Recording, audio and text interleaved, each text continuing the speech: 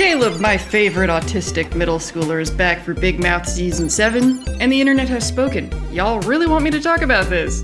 And yes, as you can see, I did make the Caleb t-shirt. Now people know. I made a video about Caleb, talking about how he exemplifies autism in Big Mouth Seasons 1 through 6, and the video just kind of sat there with about 2,000 views, until Season 7 came out, and now it's at like 100,000 views.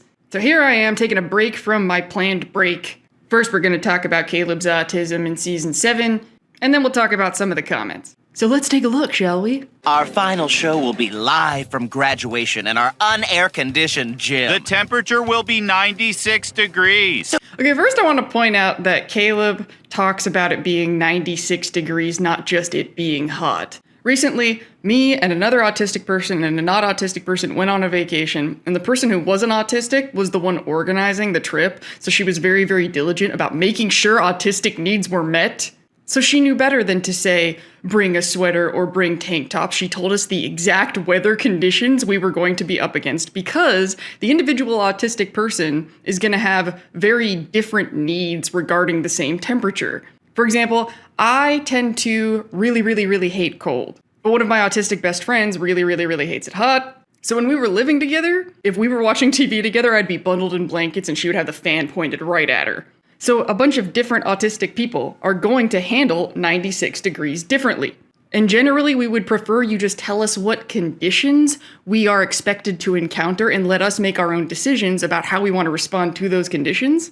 So Caleb is like, unair-conditioned gym, that is not enough data for people to work with. So he jumps in with that specific, detailed, accurate, precise information. So please wear deodorant, and none of that Tom's of Maine shit, people. Put some aluminum on your armpits. Just want to say I feel personally attacked by this, because it's funny that the Caleb t-shirt is white, because normally I completely avoid wearing white t-shirts for this exact reason, because aluminum on your armpits will make your white t-shirts yellow if you sweat in them, and I sweat a lot. But Arm & Hammer aluminum free is a lot less expensive than Tom's of Maine, but there might be evil corporation-y stuff going on there. I don't know. Okay, Kay. I'm not doing the morning show in high school. I have to save my precious voice for the Bridgeton High Quee-Quay. Okay. Plus, I've said all I have to say. I said okay.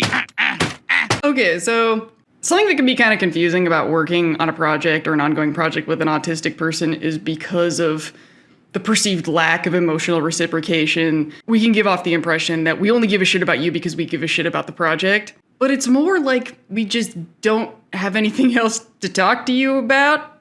And we're grateful that we have this thing that you and I have together, so we have something to talk to you about because we like you and we care about you. So when people do what Matthew does here, they can be really caught off guard that we care this much about them leaving the project. And because we gave off this impression that we care about the project and not about you, the holistic meaning-making map can put together this narrative very fairly that we're controlling or that we see you as our property or something like that. But we'll talk more about that as this storyline develops. So what? Am I supposed to do something I don't want to just to keep you company? Yes. Okay, let's just put this to bed right now.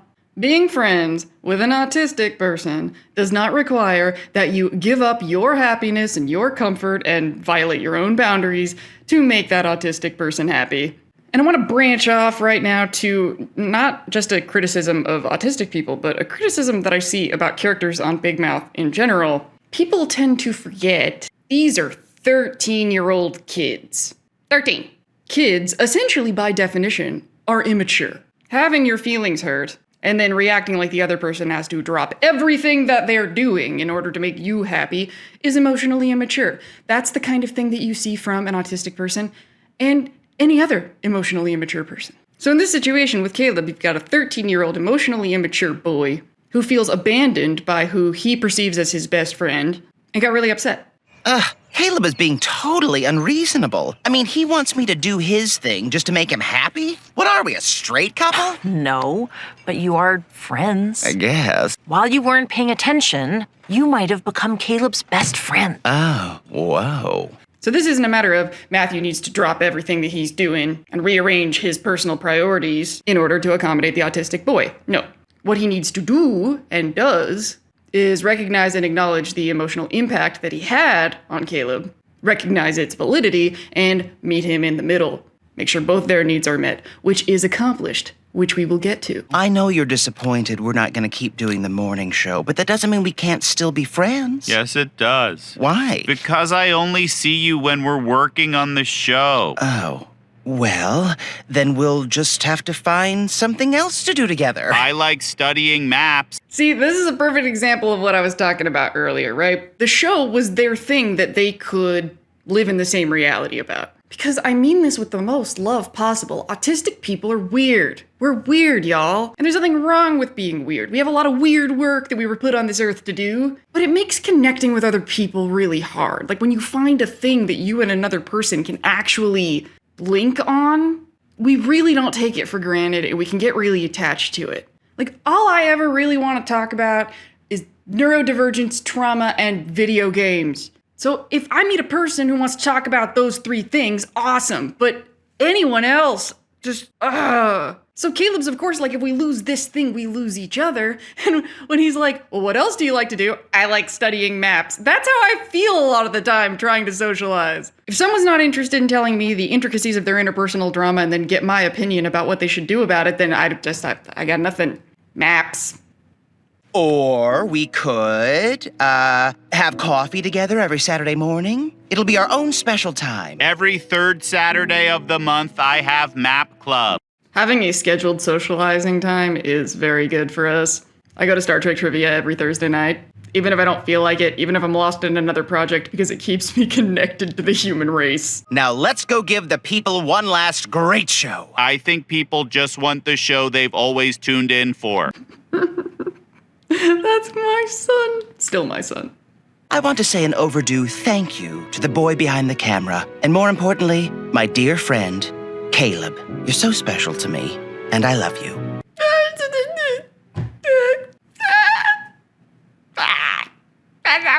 You know, Caleb, I don't know if we've ever hugged each other. I don't like to be touched, but I'll allow it today. This was another one of those weird being seen moments, is that I will allow it. Like, that's something that I've said as an inside joke with myself that, like, people don't know I'm joking when I say it, and it's weird. But whenever somebody asks me for permission in a situation where I feel like it's, like, weird to, like, need permission, the most common example leaping to mind is, can I use your bathroom? Like, can you imagine if I said no? So if somebody's in my apartment and they say, can I use your bathroom? I go, I will allow it. Like, I am such a benevolent ruler of this apartment that I'm kind enough to allow you the honor of using my labeled bathroom. Also, let me know in the comments your thoughts on hugging. I'm weird about hugging, but I don't feel like it's for the same reason as most autistic people. For me, it's more I don't trust myself to recognize the social cue of we're hugging now. Like, you know that thing from the Avengers when Tony reaches to open the door and Peter thinks it's a hug and he's like, it's not a hug, I'm trying to open the door. It's not a hug, I'm just grabbing the door for you. Like, I'm basically constantly afraid of that moment because hugging when you're not supposed to hug is super weird. Like, there's a lot of social data to process to determine whether or not we're on a hugging basis. And people think it's cute and funny and charming because I'll be like, do we hug? Is that what we do? And they'll be like, haha, you're so funny and literal. I'm like, no, I really don't know unless I ask, but I'm glad people find it charming and funny when I do. And then there's like, how long do we hug? My dad used to have this routine where he'd like hug, rub, pat, rub, pat, and then we were done.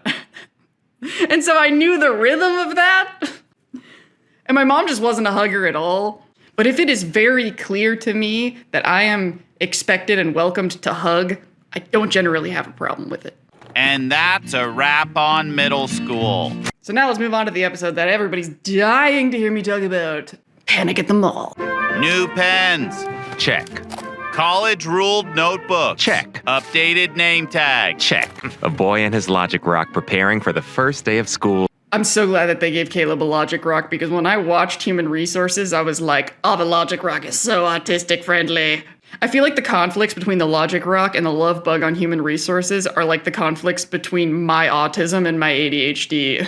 But let's see if I can talk about this list thing in a concise, efficient way. One of the core characteristics of the autistic experience is experiencing reality through narrow attention tunnels. This is generally called monotropism. From the outside looking in, what it looks like is like we're really systematic, overly organized, really picky. But a better way to describe what's happening is it's like the world has a lot of chaos and a lot of pieces of data that are relevant to what we're doing or what we need to do. And in order for us to make sense of it and to take action in response to it, we need to organize that information in a way that will fit into the narrow attention tunnel. List making is the most obvious way to do this. So instead of having to pivot and suddenly think about, do I need a pin? Do I need this? Do I need that? Do I need that? Sitting and taking all of that and putting it into a list is how we guarantee that all of the chaos is in the tunnel. Ah, no! My backpack! My backpack! Well, if you line it up properly, it should slide right back in. I'm doing that, Pete. Oh, shoot. Did your backpack break? What does it look like, Mama? Oh, okay. We can handle this. So many people in the comments were like, oh my God, poor Lindsay, she's gonna watch the show and see that he has a mom. Because in the last video, I talked about how my headcanon is that Caleb is my son. And she's great. She's really supportive and she's really nice. And I don't want to sound like, oh, you're just petty because you're not the mom. But in my headcanon, I think why I wanted to have my fantasy about being Caleb's mom, what I wanted for Caleb's mom, was a mom that was more autistic. Autism is primarily genetic. So this cliche stereotype idea that there's these either really nice or really confused and stressed out mothers who have this kid that's nothing like them, a lot of the time, what these stories actually come from, in my opinion, are parents who are also autistic that have a lot of internalized ableism and have masked really hard. And then when they have this kid, they're like, why don't you follow the rules that I worked so hard to learn how to follow? That's the root of a lot of conflicts between parents and their autistic kids. And since Caleb seemed so unmasked and so self-accepting, it would have been cool to see that that came from an autistic parent who was also very self-accepting and was giving the Caleb the freedom to express himself and develop as an autistic person. Having a mother that doesn't exhibit any autistic traits but is still very loving and supportive, like this mother seems to be, is not problematic. Incoming transmission. Star Trek text message sounds. You got me. So let's go back and talk about the breaking of the backpack for a second. So the taking the chaos and then organizing it into the attention tunnel thing. So because we're living in that attention tunnel, things that are outside of it are madness, chaos, unpredictable. We can't actually function until the data is properly arranged in the tunnel. And a lot of the times that arrangement will hinge around certain functional objects. And a backpack is a classic example of that. When you go to school every day, there's a lot expected of you. You're expected to have your pens and your pencils and your papers, and you're expected to know where things are. You're expected to be able to write and think and be emotionally regulated.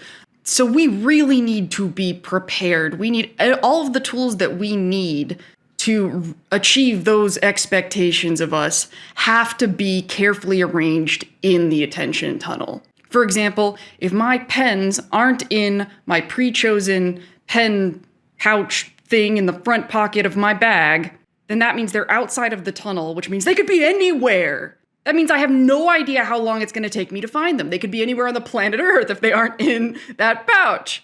Also, if you have a lot of sensory sensitivities and a new bag is just handed to you, what if the texture of that bag sends me in a completely dysregulated state?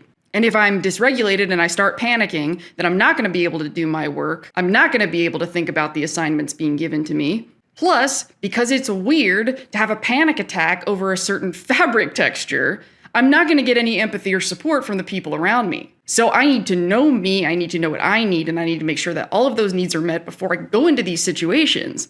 And one of the most frustrating things about this, when something like this happens, is we can't answer the question of why it's a big deal. It's like, there's the attention tunnel, we had this thing inside of it. Now it's outside of the attention tunnel, which means it's madness, it's chaos, it's unknown. So if somebody asks us, like, why does it bother you so much that your backpack is broken? The answer to that question is in the unknown chaos outside of the attention bubble. So we don't know. We just know that things were going to be okay for sure if we had it. And because we can't give a clear answer, then we get more invalidated, which means we get more dysregulated, which means the panic increases. I'm trying to think of what is a good equivalent to help a neurotypical understand this. Honestly, I think a lot of neurotypicals these days feel this way about their phone. Just think about how much you rely on your phone. I know I'm going to be able to get directions. I know I'm going to be able to call a car. I know I'm going to be able to look something up. Like, it's just sort of in the back of your head that you're pretty much safe wherever you are as long as you have a charged phone. And a lot of your built-in mechanisms of how you're going to deal with certain situations rely on the phone. So just imagine the panic you feel about your phone breaking, and just imagine the sensitivity of that doubled, and that it applies to pretty much any daily relied upon object. A new backpack? But it's your security object! Has she gone insane? No, I need this backpack. Yeah, oh, okay, hold on, folks. Your mom has the right idea. We can get the exact same model and everything. Y'all, last year I really wanted to be Caleb for Halloween, so I went shopping for a yellow rolly backpack, and even on the internet, it was really hard to find. It was really hard to find a backpack that just rolls, looks even remotely, like the idea that he's expecting to find the exact same model of this bag, like, I was like, this is not gonna go well. If you're getting a new backpack, does that mean we can finally fuck the old one? 8:30, Maury. That's not a no. Makes perfect sense to me that he would have a masturbation time. Especially because that's a situation where you really don't want any surprises. According to Best Friendships for Dummies, you should ask Matthew about his life now. This is exquisite. All right. Neurotypicals and holistics out there with autistic friends, listen up. Earlier I was talking about how we rely on group activities, in this instance, Caleb working on the show with Matthew, to be the thing that puts us with our friends and gives us something to do and something to talk about. Because without that, we're just going to want to talk about maps. And how because of that, it's easy for holistic people to mistakenly think that all we care about is the project and we don't care about you. This Best Friendships for Dummies book idea is a great way to illustrate what's actually going on in the mind of the autistic person. It's not that we don't care about you, it's that the ways that people show caring aren't intuitive, they don't come naturally to us. We have to stop and think about it. If we're working on a project and we have a unified goal, it's a lot easier to decide what to do because we do whatever we need to do to get the thing done. But just open socializing, back and forth conversation, there are no rules, there are no goals, there are no targets, it's a free-for-all, it's madness, it's outside of the tunnel, it's chaos. We sincerely want to do the things that will make you feel cared about. We really do. Sometimes too much. But because people don't understand autism or what it's like, and in many cases we don't even know we have autism, so the person we're talking to certainly doesn't know, most of the time we just feel like we are trying so hard, and that is just not good enough. To the holistic or the neurotypical person, it should be so obvious to ask somebody how they're doing, to make eye contact at the right times, to know when to hug, etc. We just don't know. We can learn. So Caleb trying to be best friends with Matthew in this environment that's not working on the show, he's doing his best. Look at him go. Can I go back to school shopping with Matthew after this? Okay, Mr. Independent. Maybe you could even buy your backpack while you're there. Warning, that's not the plan! That's not the plan. That's not the plan. Autistic people are terrible at pivoting. This goes back to that tunnel thing I was talking about earlier, right? We have everything arranged in our little tunnels. Anything outside of it is madness and chaos, and it will continue to be madness and chaos until it is... I guess I have a package.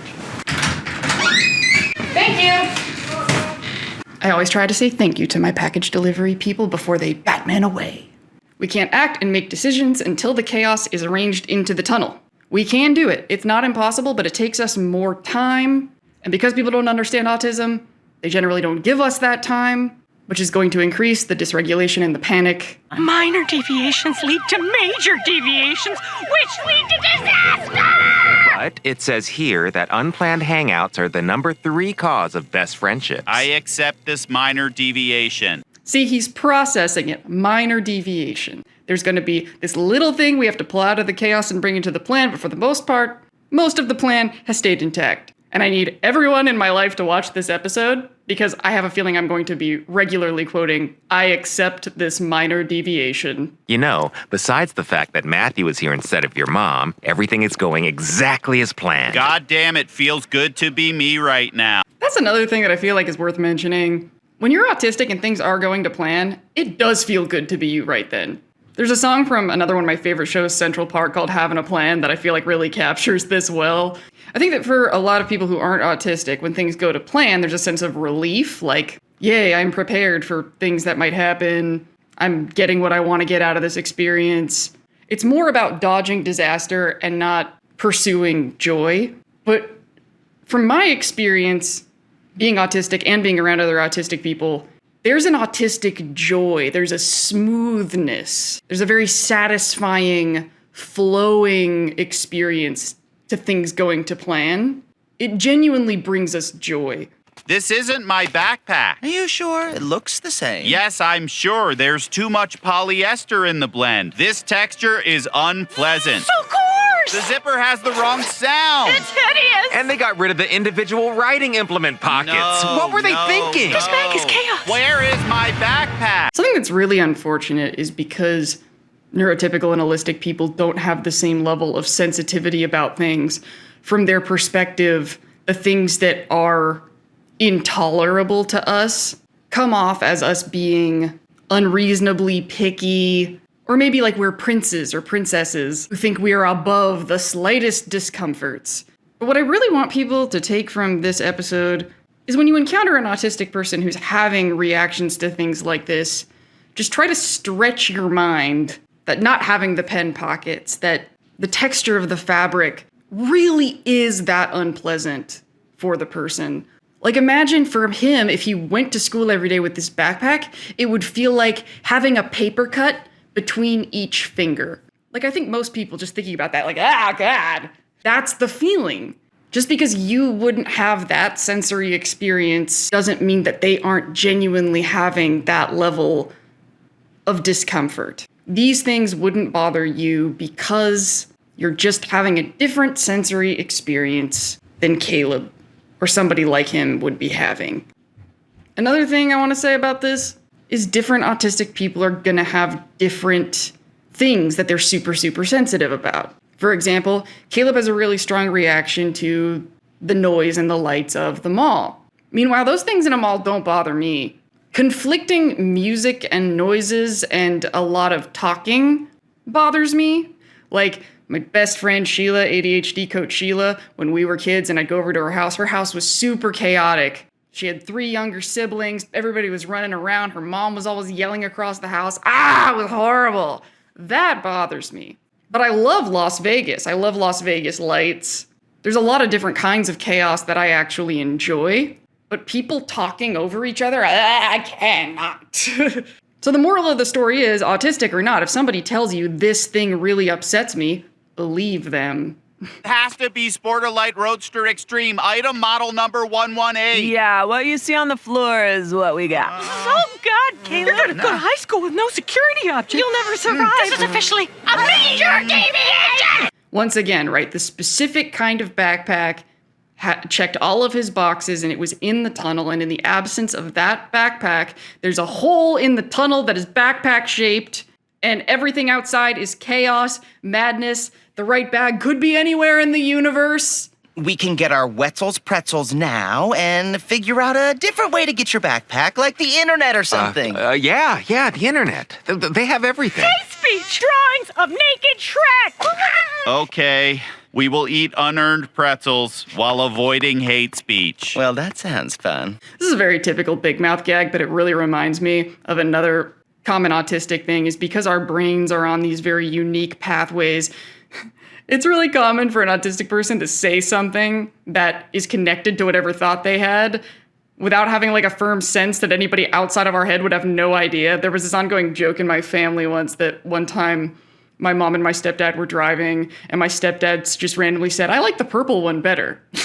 And everybody's like, "What the f*** are you talking about?" And apparently it was some car he saw outside the window. And apparently there's a purple version of that car that he likes better. So he just said, "I like the purple one better." And it was just so random that it became like a joke for years. And my sister has told me that her husband now, that they have moments like that all the time where she has to be like, "What are you talking about?" I cannot find my backpack on backpacks.com. And it's not on backpacks.net either. Or backpacks.gov! The strategic backpack reserve is depleted. Told you, Caleb. I already looked on the internet for that bag. It wasn't there. See, Caleb, this is the kind of outfit I need. It's bold, it's fierce, it's my backpack. Another thing about this dysregulated state is we have a tendency to get stuck. And people can get mad at us because, like, okay, we can't find your backpack. Why can't you just put this issue down for a second and help Matthew out with his clothes for now, and then we'll worry about your backpack later? Why can't you just do that? We would love to.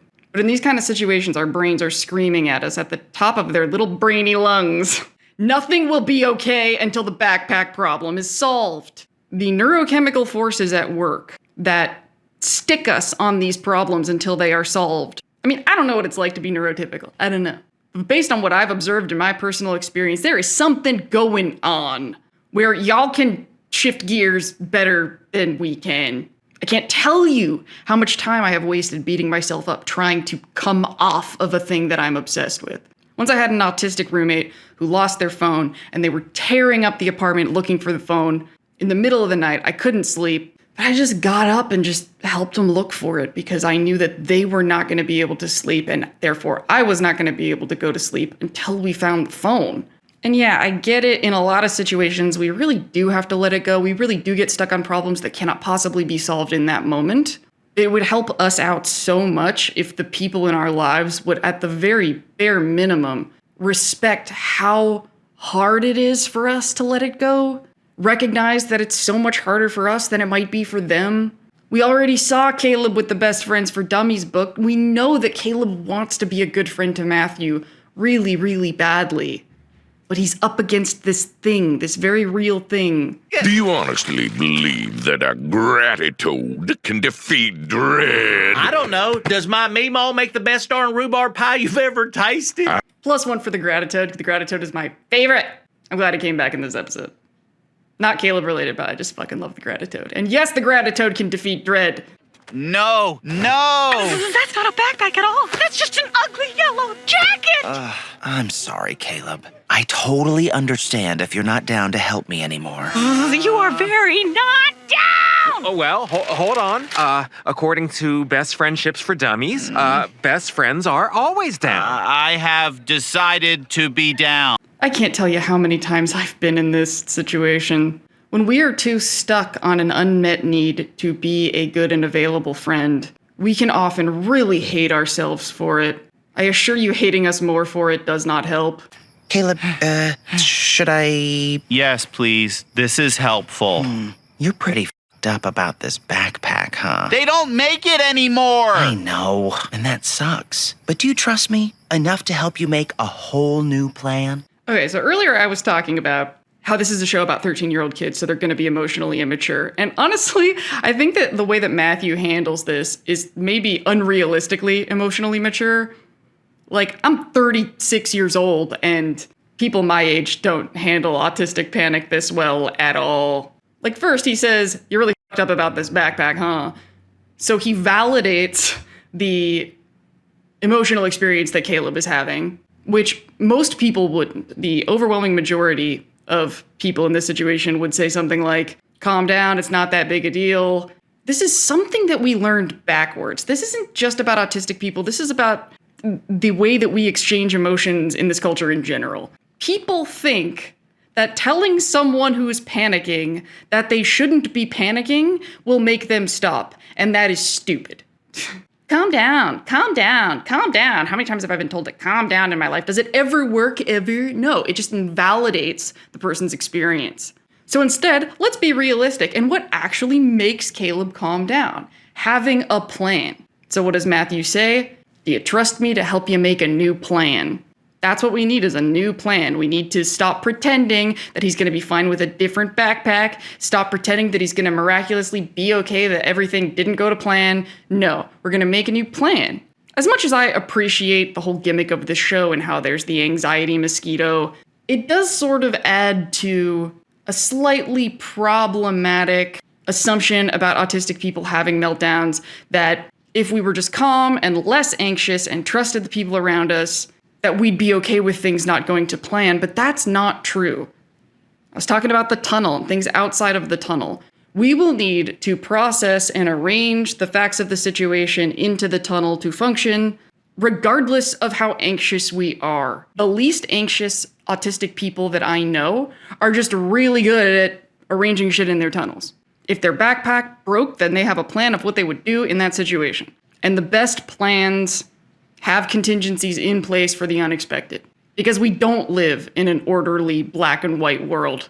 And the fact that Matthew is now showing that he understands that and he's willing to work with Caleb about how to get his needs met, that's going to increase that trust. My closest allistic friends, I can trust that if I'm in a situation with them where random things might happen, that they're going to be able to pick up where I leave off, and that if I have a really intense reaction to something, that they're going to respect that reaction and not invalidate it. Okay, walk me through what you liked most about your old backpack. The wheels, right? No, in order of importance, it was the texture of the outer fabric, its organizational qualities, and that people noticed it. Oh. I love that he lists what he liked about the backpack, but I especially love that he lists in order of importance. Okay, this is so... the autistic brain. Okay. A lot of the times we may know I can't get everything on the list. So if I could only get certain things on the list, then I should have priorities about what things I cannot live without. And before I knew that I was autistic and the rest of the world isn't, I was really frustrated by clients when I was doing videography work that they couldn't just do this, that this wasn't natural, that I was supposed to like nebulously sort of get an impression of like what their priorities were. And I'm like, it'll make it so much easier if you tell me like, God, clients that would send me emails with lists, oh, God bless them. And the things that we count on, the things that would make us panic if they broke, like in this episode, there is gonna be a list like that. There's things about it. For example, I have a bag that it only has 2 pockets because I get overwhelmed if there's too many pockets because I forget what's in what pocket. There's a small pouch in the front and then there's the big pouch in the back, and it had to be big enough that I could put my iPad in it. And then when I shop for things, I go on these little checklists of things that I need everything to do. And that also helps with that putting the chaos in the tunnel. Because then if that item goes missing, gets broken, then I have a list of what I'm looking for that replacement.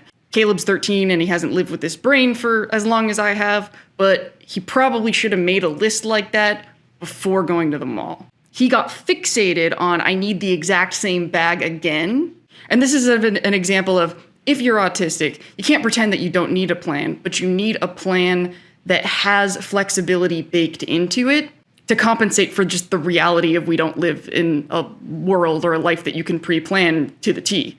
And because of the monotropic attention tunnel, when we have a vision in our head of this is the solution to our problem, for example, getting the exact same bag, when we decide like this is the specific solution to this specific problem, then that solution's in the tunnel and everything outside of it is chaos. So if that solution gets broken, dysregulation, panic. And we have a really hard time pivoting to the idea that there could be other solutions to the problem than the solution that was in the plan. So he'll probably file this experience away, and then next time if a security object breaks, he'll stop and make a list like he did here with priority order being like, these are the needs that this bag met. This is how it met those needs.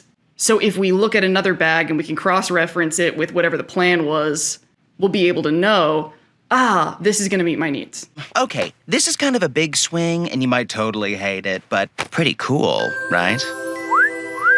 Hello, gorgeous. I am interested.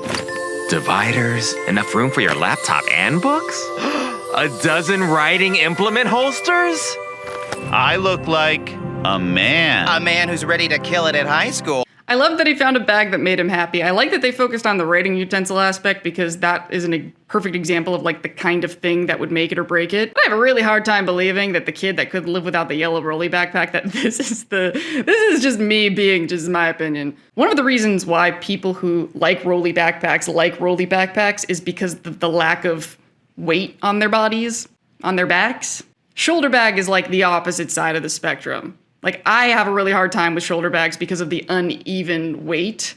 I like backpacks with 2 equal straps. But, like I said, all autistic people are different. So yeah, autistic people out there with security objects that you're afraid you're gonna lose, maybe it's a good exercise to make that list in priority order of like, these are the needs that this thing meets, so that if a situation like this happens, you'll be prepared for it. I still look like the saddest drag queen in Montana. You do. Damn. But I am losing the jacket because it clashes with your pants. Oh. I'm cuffing your pants because you have good ankles, and this shirt pattern will slay. Caleb, are you a fashion genius? Yes. And see, look, he couldn't regulate until the backpack issue was handled. And once it was, he could be the best friend and had no problem with being the best friend. He's not selfish. It's not that he doesn't care about Matthew's feelings. He was dysregulated and overwhelmed. And once he got closure on that issue, he leapt right into gear, and it was beautiful. It is time. Okay, well, if you made it this far in the video, now we're parasocially friends. So let's talk about these comments that are on the first video. As an autistic person, I absolutely love Caleb too. I'm not the math science type, more of writing and history. Yeah, there's definitely a trend between autism and math, but I have dyscalculia. I'm not a math person either. People keep dismissing Big Mouth because it's ugly or it's sexualizing children. They don't realize how good the writing is, their portrayal of depression and anxiety, consent, and yes, Caleb. The sexualizing children issue, this is one of those things that we kind of have to accept that different people are going to watch the show and have different feelings about that. For me, I think they do a really good job of staying on the not problematic side of the line, but people are going to have different lines. And speaking as somebody who had a lot of sexual shame, a lot of sexual repression, I feel like it does more good than harm to acknowledge that this is an age where these feelings and situations are going to start to emerge. And I think doing it in this way with adult actors, they figured out a way to address these issues in a way that's not, but that's just my opinion. It may be time that I go to an actual place to get an official diagnosis. Do some research about diagnosis. You might not need it, you might not want it. There's sort of a default assumption that if you think you're autistic, that's not valid unless you get a diagnosis.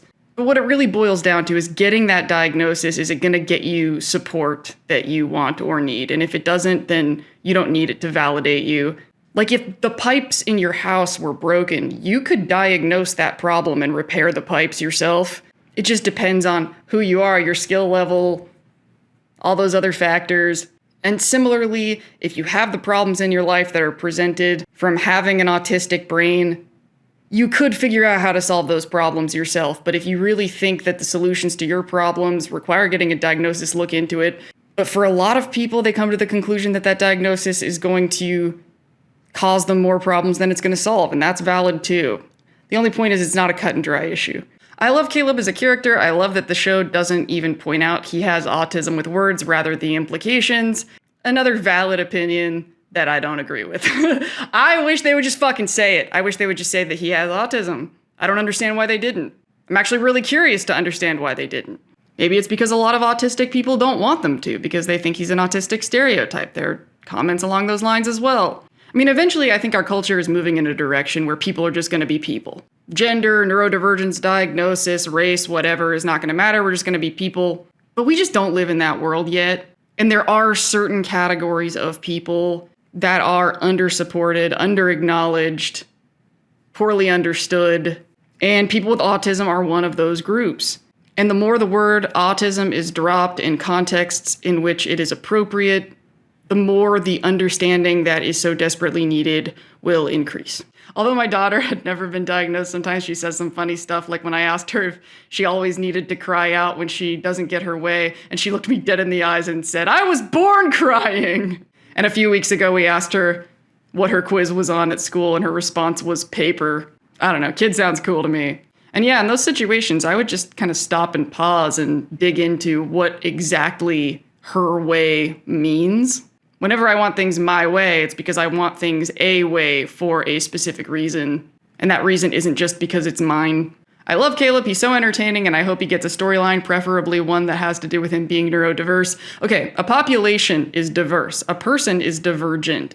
One person can be neurodivergent, a population or group can be neurodiverse, an individual person cannot be diverse. And I know there's people who've written like big fancy books who have said diverse in reference to individuals, but it's not correct. I do like that they show that while he has trouble understanding emotions, he still has empathy. There's a stereotype of autistic people not having empathy. Autistic people struggle with cognitive empathy. And honestly, people struggle with cognitive empathy. Okay, this is the idea, if this person is upset about something, and I wouldn't be upset about the same thing in that situation, then I don't get why they would be upset, therefore I'm gonna empathize with them less. So let's say I have a friend at school and she's really upset that this girl doesn't like her. I wouldn't give a shit if that girl liked me or not, so I don't get why you give a shit why this girl likes you. So I'm not gonna show her that much empathy or compassion, and I'm gonna be like, come on, she's an idiot. Why do you care what she thinks, right? Everyone does that, not just autistic people. The reason why autistic people get targeted as struggling with this more is because the things we are upset by are gonna be more, like, notably different than the things that upset other people, so we run into that problem a lot more often. But generally, especially people who are really emotionally immature, people who weren't educated about how different people are from one another, can be total assholes when somebody's upset about something they don't understand. Look at all the times on Twitter you see people are upset because the canon of a TV show that they loved got changed, and they're all angry in the comments, and people go, why are these people so upset about this stupid thing? You're doing it. You have a cognitive empathy problem when you're doing that. Autistic people are confused by what things upset people a lot, but that has nothing to do with them not caring that you're in pain. They just think you would save yourself a lot of pain if you didn't get wrapped up in this thing that doesn't matter. And as aforementioned, if an allistic person isn't empathizing with Caleb because they can't figure out why he would be so upset about the broken backpack, that's a cognitive empathy problem. Lindsay, we need an update now that Caleb finally got a proper semi-storyline. You need to make an updated video. I need to, apparently. So many comments like this. And y'all, I have a pathological demand avoidance autistic profile. So the more people commented with this, the more I wanted to hide in a cave, but I'm here, I did it, and I hope you're all happy.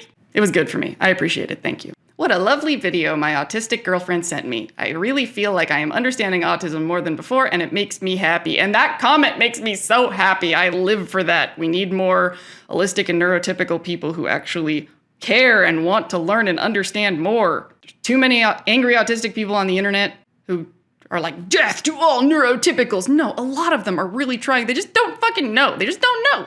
I honestly never really caught that he was autistic until it practically confirmed he was in season 7. I just thought he was an eccentric kid. He definitely seems high functioning. Be careful saying high functioning on the internet. People are gonna jump your shit.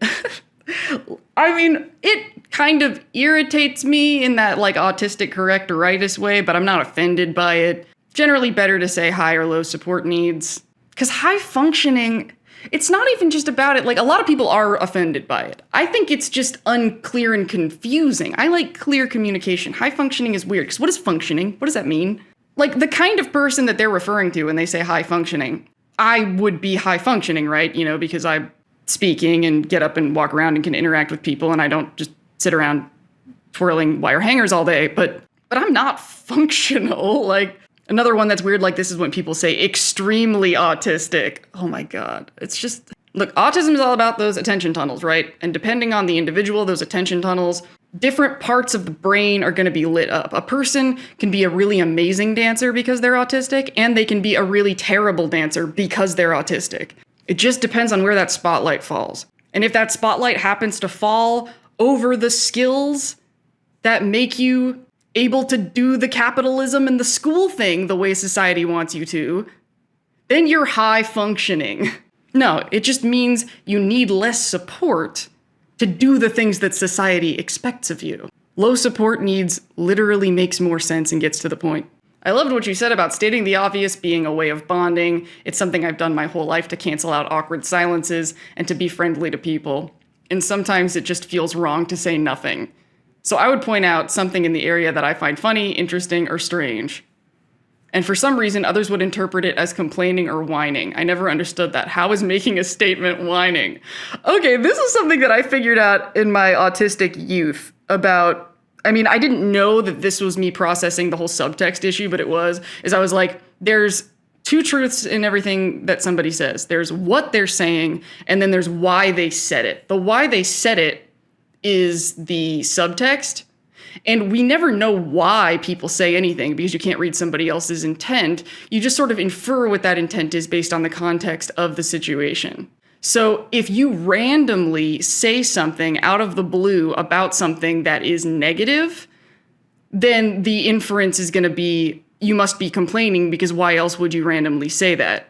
I feel kind of guilty reading this because I use the exact same technique, but I generally, because I have a very, charismatic, charming, fun way about myself, it comes off more like observational stand-up comedy, where I'll be like, they left the toilet paper thing undone, and then they'll be like, yeah, right, why do they always do that? And people tend to find me funny when I do this and not like I'm whining, which probably has everything to do with tone.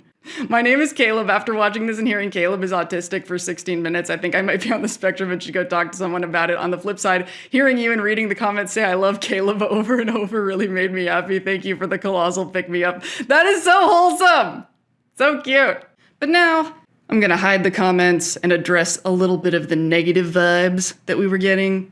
A lot of autistic people hate Caleb and really wanted to let the world know in the comments of my video. Which is fine, you don't have to like Caleb.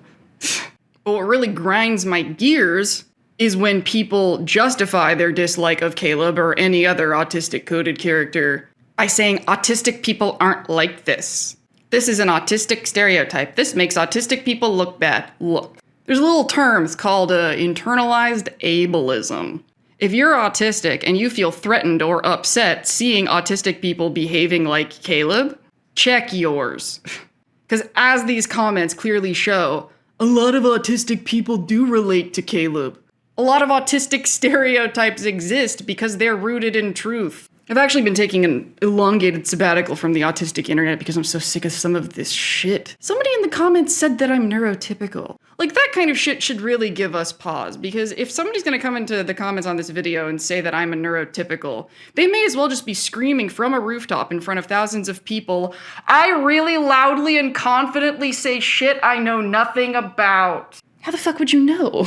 And then, of course, people come into the comments and they start arguing with these people. Don't do that. A random YouTube commenter asserting what they think my neurotype is too childish, ridiculous, and absurd for me to dignify it with an emotional response.